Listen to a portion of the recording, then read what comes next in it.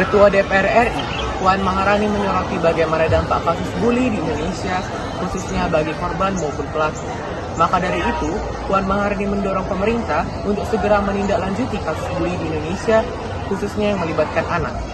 Sementara itu, untuk jenis bully yang sering dialami korban ialah bullying fisik 55,5%, bullying verbal 29,3%, dan bullying psikologis 15,2%. Itu adalah data yang tercatat. Bagaimana yang tidak?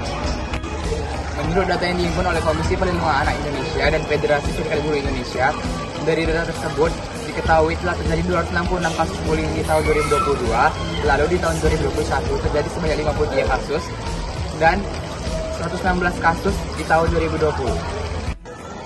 Menurut Gramedia Abroad, perundungan adalah tindakan penggunaan kekuasaan untuk menyakiti seseorang ataupun seseorang baik secara verbal, fisik maupun psikologis yang bisa bikin seseorang itu merasa tertekan, tak berdaya, dan trauma.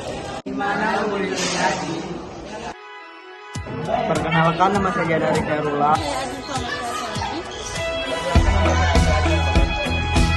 Perkenalkan, nama saya Glenn Samuel Situmorang. Bully dapat terjadi di mana saja, terutama di tingkat jenjang pendidikan. Di SD terjadi sebanyak 26%, di tingkat SMP 25%, dan tingkat SD sebanyak 18,75%. Dilansir dari internet, bunuh diri di Indonesia mencapai 40% akibat bullying. Kata Ibu Kofifa saat memberikan pemaparan di depan mahasiswa Universitas Negeri Surabaya, Jawa Timur. Federasi Serikat Buruh Indonesia telah merilis data kasus bullying atau perundungan di sekolah tahun 2023. Ada 23 tercatat kasus bullying di Indonesia. Dari 23 kasus tersebut, 50% terjadi di jenjang SD, 23% terjadi di jenjang SMP, 13,5% terjadi di jenjang SMA, dan 13,5% terjadi di jenjang SMK. Bisa dilakukan oleh pelajar maupun pendidik. Lantas, apakah faktor bully? Yang pertama adalah faktor internal atau faktor yang berasal dari dalam diri, contohnya dari lingkungan keluarga dan diri kita sendiri. Yang kedua apa ya? Yang kedua adalah faktor eksternal. Jika ada faktor internal, pasti ada faktor eksternal. Faktor eksternal adalah faktor yang berasal dari di luar dari lingkungan rumah anak dan pergaulan anak. Yang terakhir adalah faktor situasional. Misalnya, anak menjadi junior dan dipaksa senior untuk mengikuti tawuran.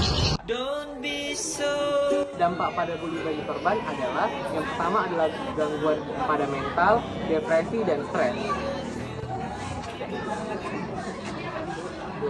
Mari kita bersama-sama tuntaskan bully.